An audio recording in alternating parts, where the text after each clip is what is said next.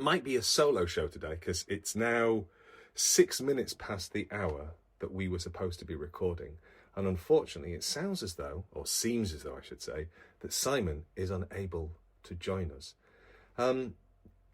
I've slightly thrown a little bit of a spanner in the works, so I don't want you throwing opprobrium at him or casting shade if you're feeling a little bit more contemporary with your language.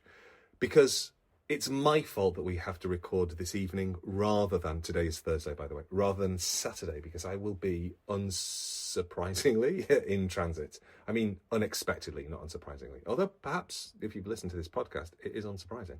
But it's an unexpected trip that has dropped in the middle of my calendar.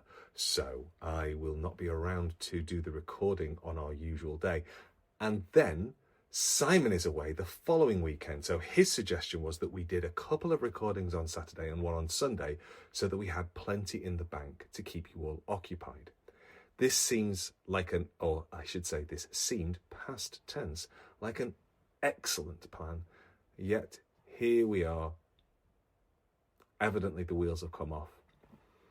So I find myself reflecting, am I able to fill a podcast by myself? I mean, I'm making myself laugh, but then that's not entirely unusual. I often make myself laugh, and if I don't make myself laugh, what's the point? I really wish that dogs could talk, because Jeff has just come in and he's now standing with his feet. I've got a stand-up desk that's got 2 levels, and Jeff has put his feet on the lower level, and he's now standing next to me and leaning towards the microphone. Have you anything to say, Jeff? That's just climbing higher up my body to try and hello. What this is? You just want a cuddle?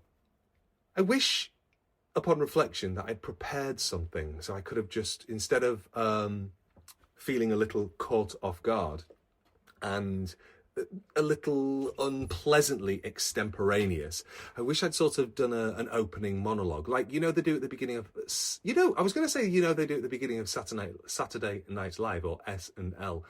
The thing is, I've never ever watched an episode of Saturday Night Live, so I understand that it exists as a concept, and I know that they have not guest judges, that's RuPaul's Drag Race, guest hosts who come on, and some people are good and some people are bad. But anyway, I've never seen an episode, not once. I've seen little bits here and there. I was going to say something that I was going to say, like, I wish I'd prepared an opening monologue like Saturday Night Live, but I don't know what that would look like. Yeah, I've got nothing to tell you, really. It's been a busy but pointless week. No, that's not fair. That is really unfair. It's not been pointless. It's been busy but of nothing interesting to note or feedback that would be a useful conversation. And in all honesty, this probably won't even go out. So I might potentially just be talking into a void. Because I'm not sure if this will go out, but I know we won't be able to record it. Oh, it's tricky. Tricky. It's tricky to record. Yeah. You're witnessing what it's like being inside my head, which I know you already probably get a fairly decent sense of already. But now there's nobody to ameliorate my, that's a lovely word, isn't it? My gentle nonsensicalness. Oh, hang about. Simon Ellis just sent me a text message saying coming.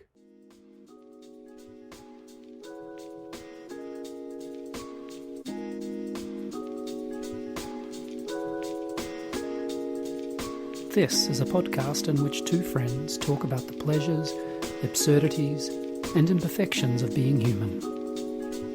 I'm Simon Ellis. And I'm Lee Miller. Welcome to Midlifing.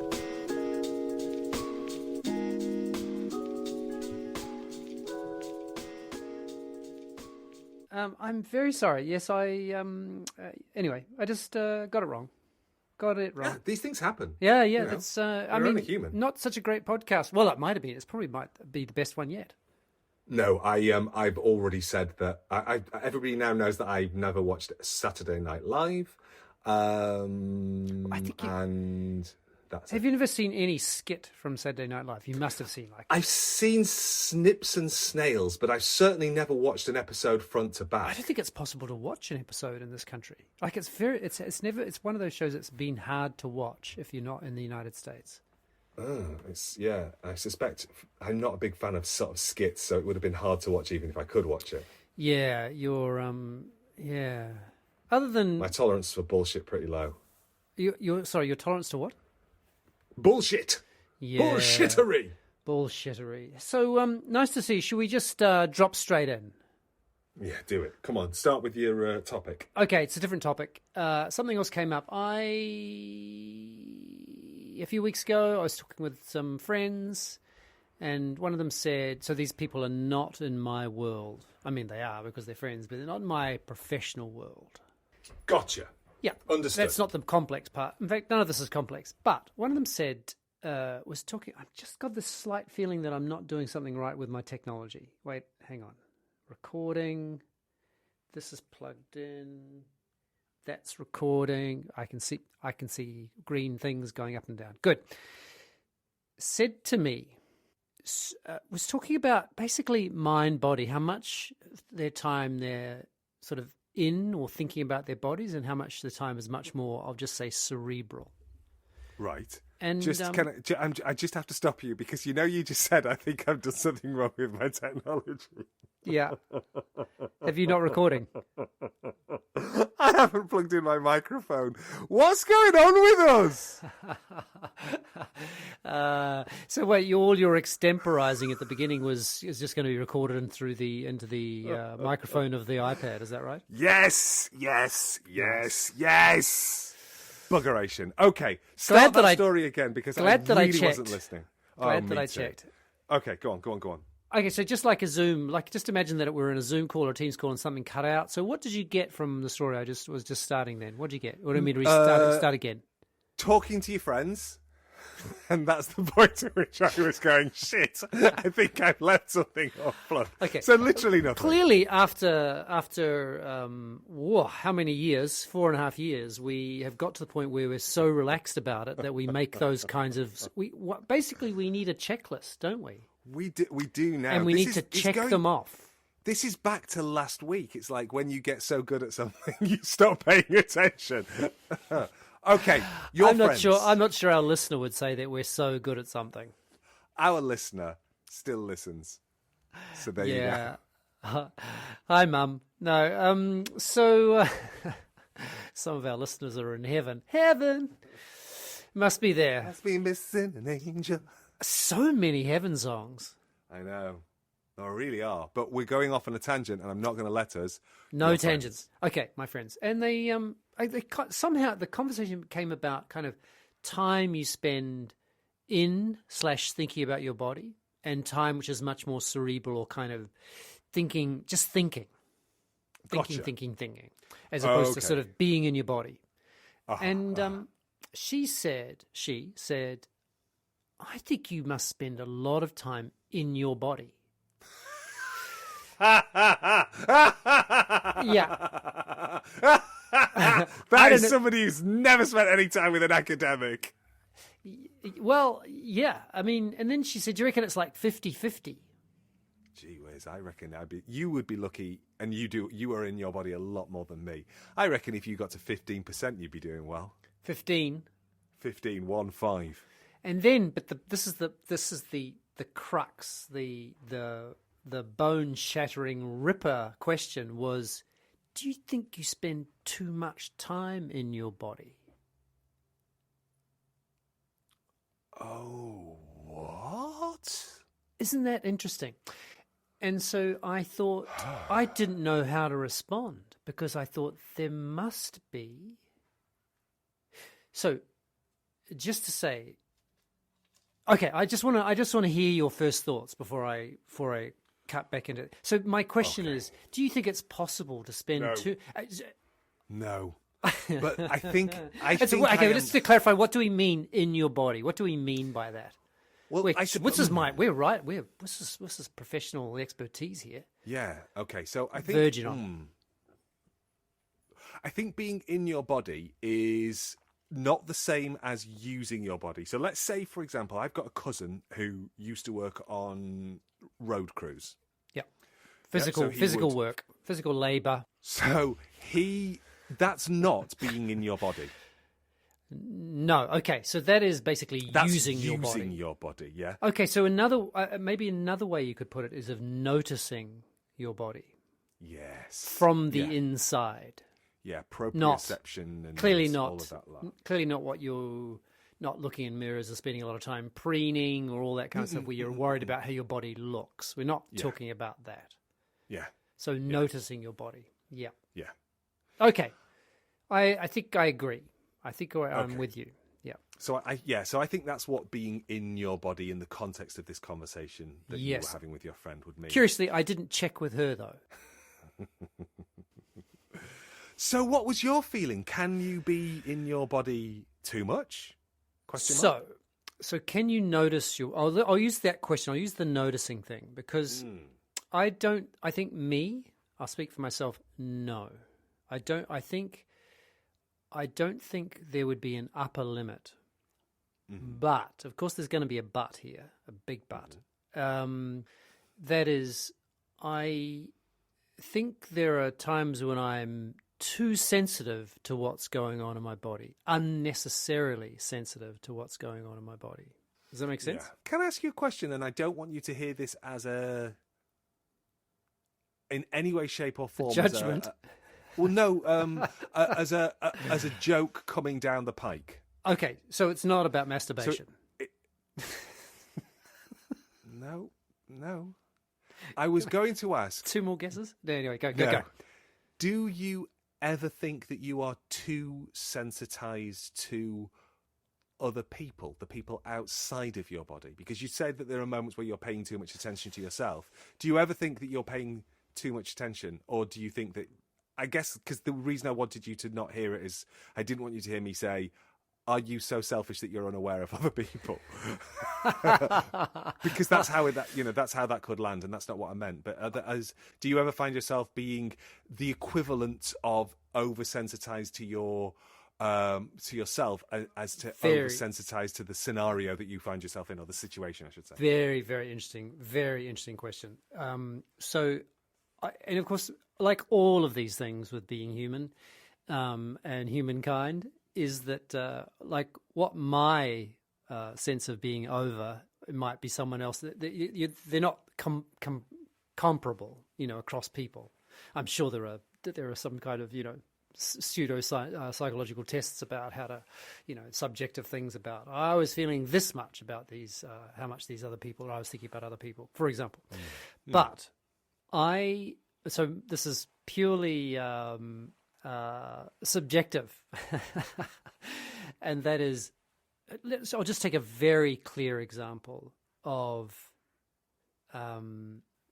people walking towards you, or orientation in relation to space in a group of people. I think I pay far more attention than other people in terms of how I'm occupying space and how they are occupying space. And I think I pay way too much attention to how other people around me are feeling, which I'm not quite sure that's what you're asking, but there is something about, so I do think there's a really healthy, let's say, quantity of being sensitive to the people around you, the space around you, and what they're feeling and what's going on. But I think I'm way past I think it's really useful in many circumstances, but it's fucking draining.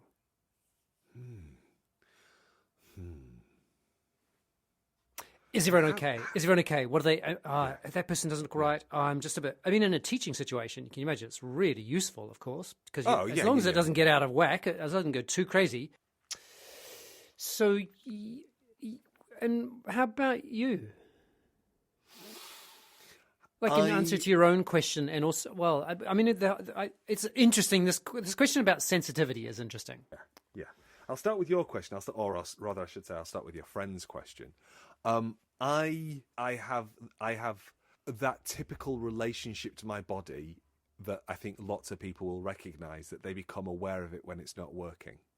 Yes, I've written about this. We mostly become aware of it when it's not working or we need something, as in go to the toilet, or when we're having sex. Those are the 3 times we're most aware of our bodies. See, I think at the moment I've got an impinged nerve on the left-hand side of my neck. Oh.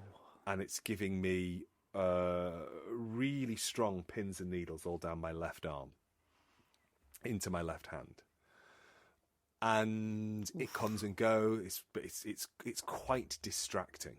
So you say your left side of your neck, not your right side. Left side of my neck.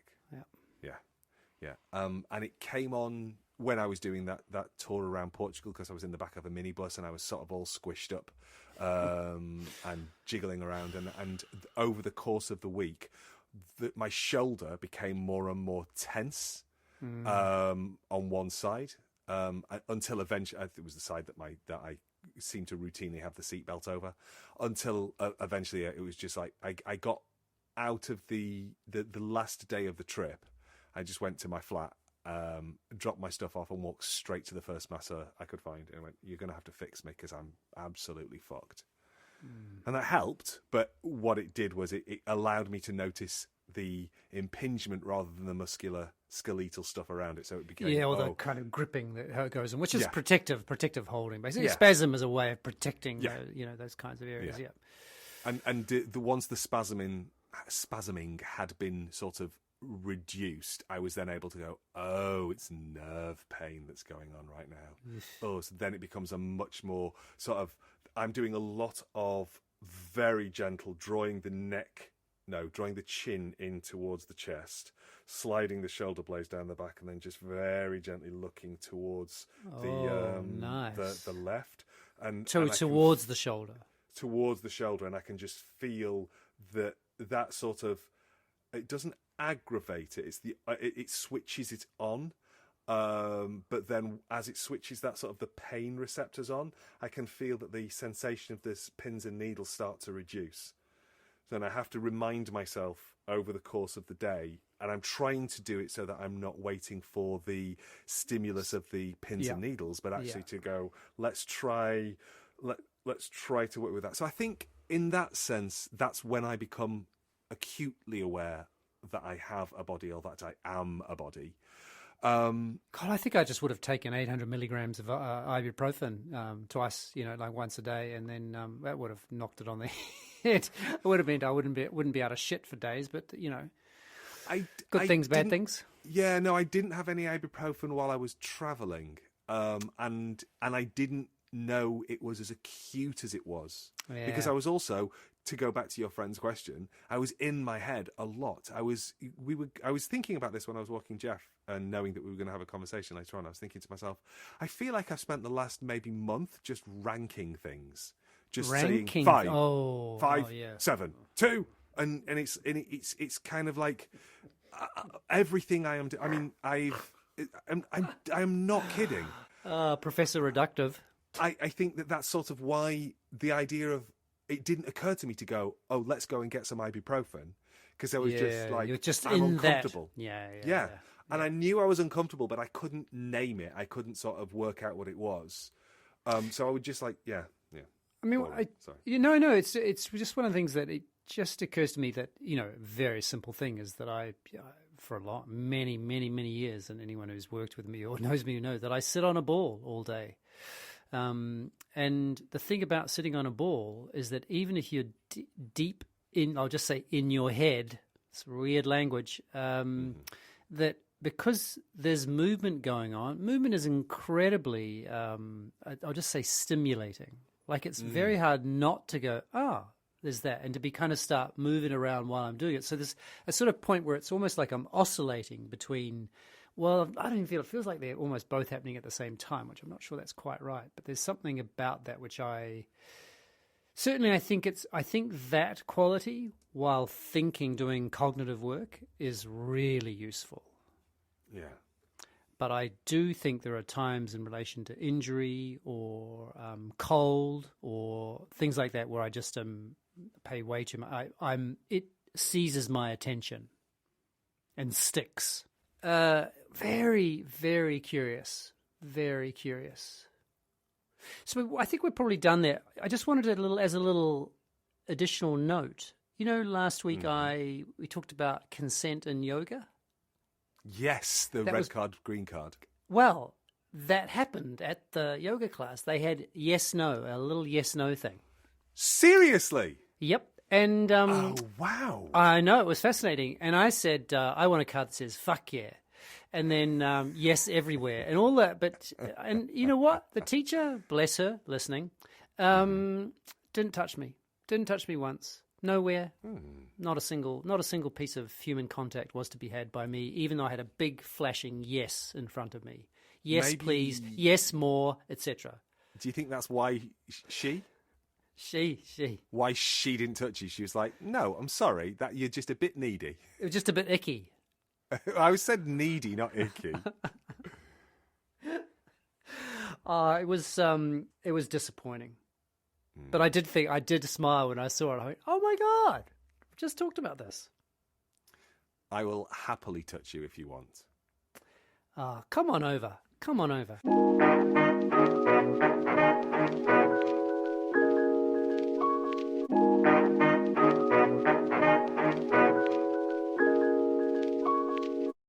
By the way, just as a little end note to the in your body thing, I think it's mad. I don't think the right question is, can you spend too much time in your body? I think the problem is we don't spend enough time in our bodies. And at work, in meetings, there are so many things that we can do that would change the dynamic of a room if we got accustomed to taking moments just to reconnect with and just sense our bodies. I think it's the seat of our emotions, the seat of the kind of complex nature of feelings. You know, it really is. Let's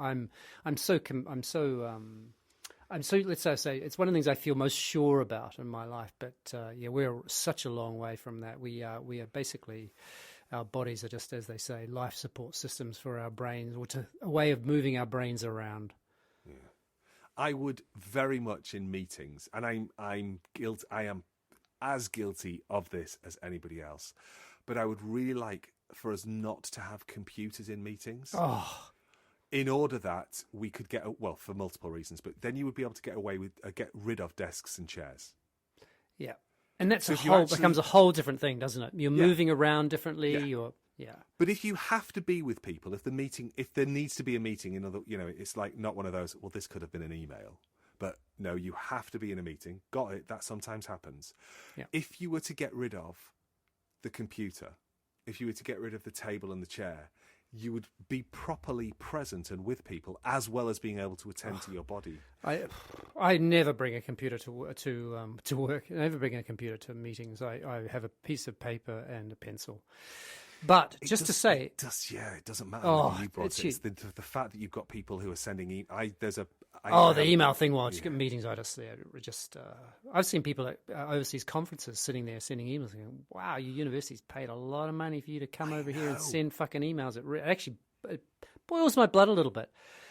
But just about the desk thing, the school I go to in Rome, where they teach a very particular kind of a method for teaching Italian, we all sit at chairs, and they're those dinky little chairs with a funny little flip up. They're annoying, right?